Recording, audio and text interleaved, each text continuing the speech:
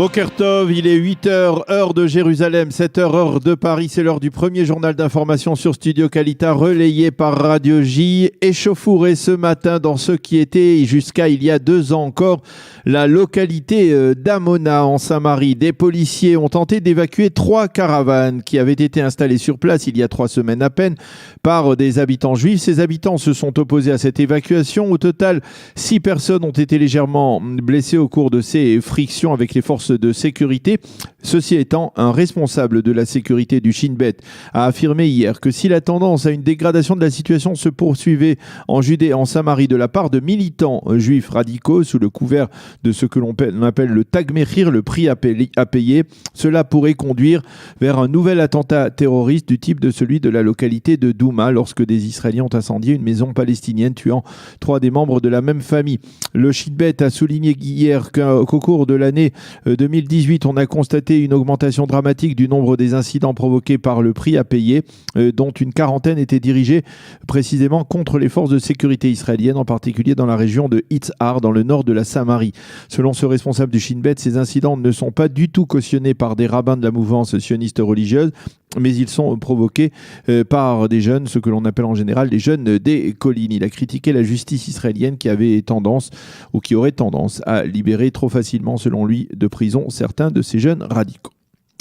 Le président américain Donald Trump a déclaré hier que l'Iran pouvait faire en Syrie ce que bon lui semble. L'Iran d'aujourd'hui n'est pas la même qu'avant. C'est un pays affaibli qui veut survivre et qui sort une partie de ses forces de Syrie et du Yémen, a encore dit le président, qui a déclaré « Les États-Unis ont depuis longtemps renoncé à la Syrie. Il n'y a pas de richesse dans ce pays, uniquement du sable et de la mort. » Le président américain refuse également de fournir le calendrier du retrait des forces américaines de Syrie, mais il s'est borné a affirmé qu'elle durerait quelques temps.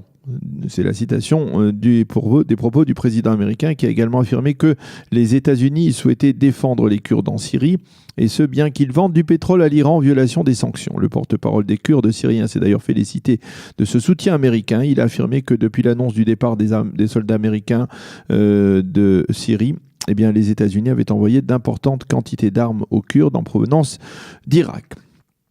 Le Premier ministre Benjamin Netanyahou est rentré hier soir de sa visite historique au Brésil, où il a participé à l'intronisation du président Bolsonaro, et dans son entourage, on affirme qu'il entend œuvrer afin de persuader le parti Kulanu de fusionner avec le Likoud. Dans le cadre de cette fusion, Moshe Kahlon resterait dans le prochain gouvernement ministre des Finances, et il pourrait garantir plusieurs places réalistes à ses proches dans la liste électorale du Likoud aux prochaines élections.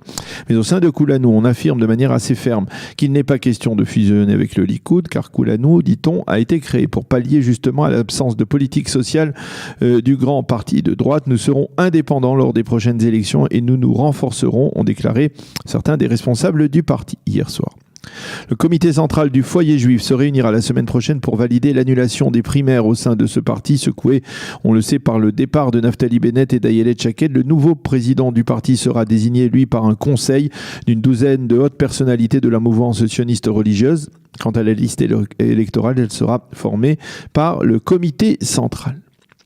La commission pour le panier des médicaments subventionnés par l'État d'Israël doit présenter cet après-midi au vice-ministre de la Santé publique Yaakov Litzman ses conclusions quant aux médicaments qu'il faudra subventionner pour l'année 2019. Les membres de cette commission ont critiqué le fossé existant, selon eux, entre le budget qui leur a été accordé de 460 millions de shekels et le prix exorbitant de certains médicaments.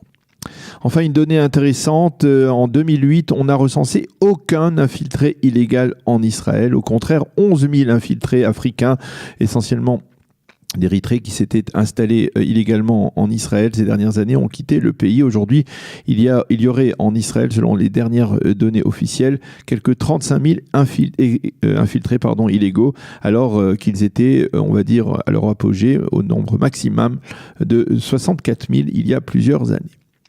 La météo pour terminer, le temps sera partiellement nuageux avec des pluies éparses ce matin sur l'ensemble du territoire israélien. Il fera 12 degrés aujourd'hui à Jérusalem, 17 à Tel Aviv et 19 degrés seulement à Eilat. C'est la fin de ce premier journal d'information. Nous allons marquer une pause musicale sur Studio Kalita et on se retrouve avec l'invité de la rédaction dans quelques instants.